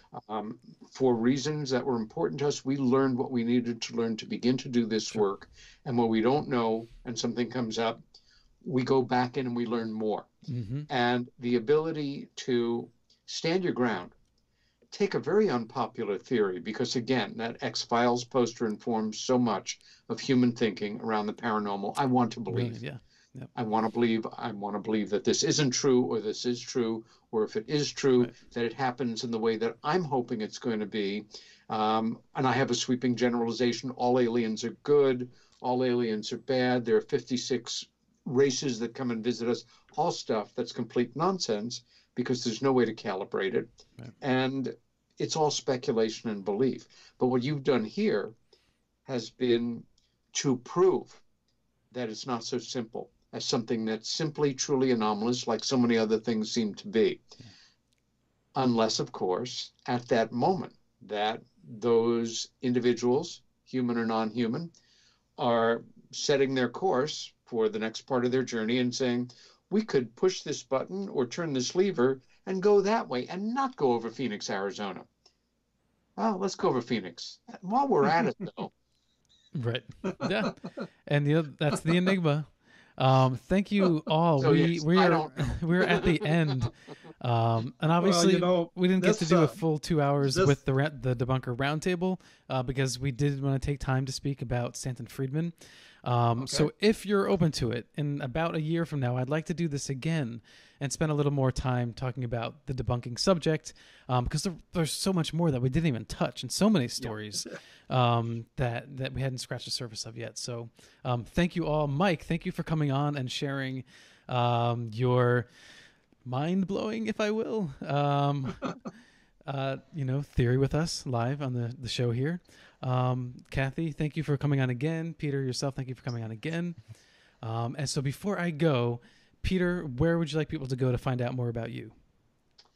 My website, which is woefully in need of updating, is peterrobbinsny.com, NY for my home state, or my Facebook page, or radio shows like this.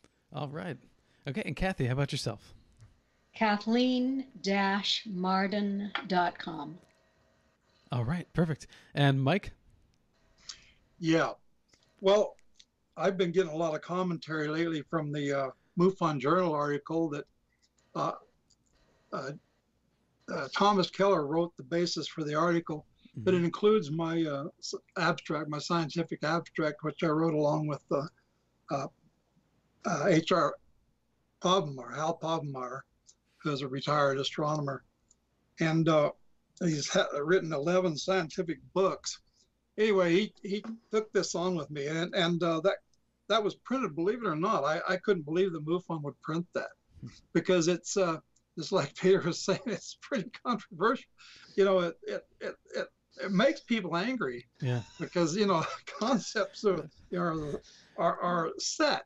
You know, how dare you, Peter? You're really loving this, aren't you? Klass is 22 years old, and this is so contrary to their thinking, and this is also proven. I mean, well, Mike, this isn't just whimsical, Yeah. And, where do people email you to find out if they want to ask you questions or find out more about yourself? Oh, yeah. I'm MH Rogers, ROGERS, MH Rogers 70 at gmail.com. Okay, so that's it. We've got to wrap it up. We actually went over, which is fine because the video is going to be on YouTube. I'm just going to have to go back and edit it down a little bit for the radio play tomorrow, Tuesday, at 9 p.m.